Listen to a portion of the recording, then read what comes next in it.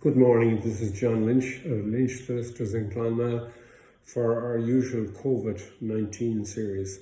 This morning I just want to wrap up on a number of topics that we were talking about around wills, enduring power of attorney and various agreements that you can enter into, not to mention administration of estates.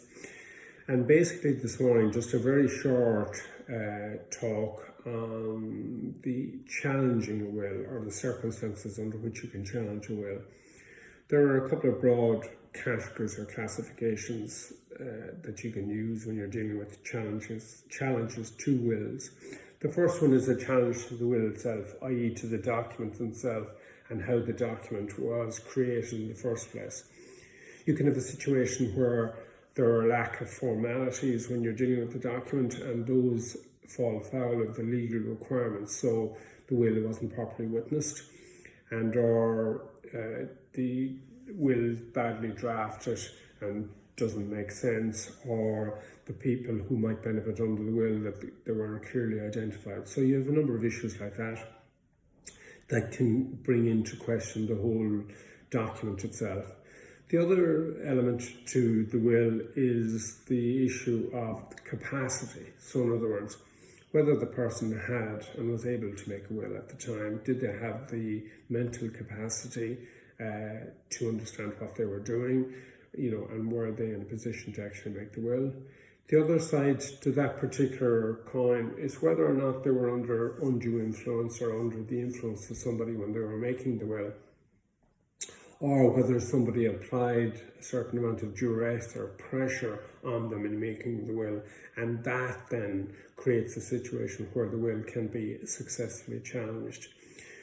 Then the other category that you're talking about when you're looking at contesting a will is that people may have entitlements which were ignored in the will. So for example, a spouse or partner is entitled to a kind of a minimum that they should get under the will. If they don't get that minimum, they're entitled to challenge the will by opting to exercise what we call the legal right share. And that is another situation that arises. The other scenario that you're looking at there in that scenario or in that context is children. Now, effectively, children don't have any entitlement per se under the will, but there is provision within the legislation for a child to contest a will on the basis that they weren't properly provided for.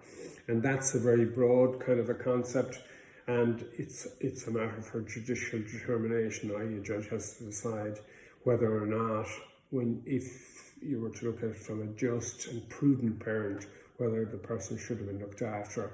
And the criteria that's often applied in that situation is the circumstances of the child who's contesting it, the circumstances of the spouse who might have got under the will, and the circumstances of the other children, and also how that particular child who's contesting the will was dealt with during the course of the person's lifetime. So that's the validity of the will itself. That's the challenges by family members or associated members. And then the third area that often comes into play is the whole area of expectation. So what I mean by that is that you have what they call legitimate expectation, or promissory estoppel is the term that's used. And this is a kind of a broad area that covers two fact situations that will often come to mind. And that is, for example, that somebody comes home, moves in with the parents, looks after the parents while they're ill and while they need caring, and maybe sells a house or doesn't sell a house, moves into the family home, puts an extension on the house, and puts the parents into the granny flat or whatever. And in those circumstances, there was an expectation by them, which was matched by them doing something, i.e. caring for the parents, and or selling their own house, and or putting money into the house, that created an expectation on their part that they would benefit under the will, and they didn't benefit under the will, and under those circumstances they're entitled to make a claim against the estate. The other one that would apply is a kind of a promise situation. So somebody working a farm for years and years and years at very small money and being promised that they would get the farm, and that doesn't materialize. In those circumstances, you can have a situation that will arise where somebody can make a claim to their estate, against the estate of the person. And those are the various challenges that can be made to a will. Very quick, short little version of it. The other situation that you should bear in mind, by the way, that if you are making a challenge to will, is that there is a time limit within which to make that challenge. 6 months, for example, for a child. You can have a situation, or you should be in a situation to ensure that any challenge that's made is made within time.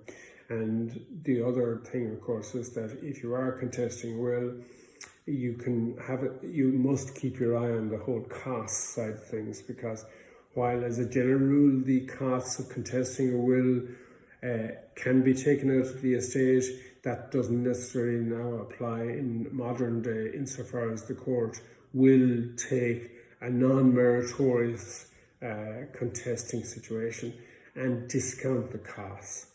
Again, thank you for listening to me. This is John Lynch of Lynch Solicitors for our usual COVID-19 series.